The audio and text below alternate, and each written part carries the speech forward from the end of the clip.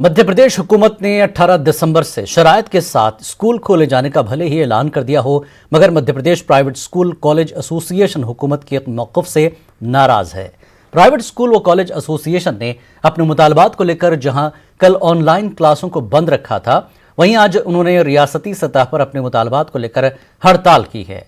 MP private school college association ने हुकूमत के फैसले को जहां एक तरफा करार दिया, वहीं हुकूमत का कहना है कि कोरोना के कहर में बच्चों की सेहत और मुस्तकबिल को सामने रखकर क्राइसिस मैनेजमेंट कमेटी की रिपोर्ट पर फैसला लिया गया है।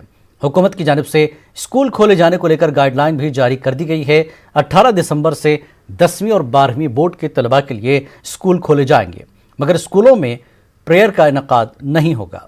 यही नहीं, तलबा पर स्कूल आने के लिए भी दबाव नहीं बनाया जाएगा। स्कूल आने के लिए तलबा के वालिदैन की इजाज़त को हुकूमत ने लाजमी करार दिया है।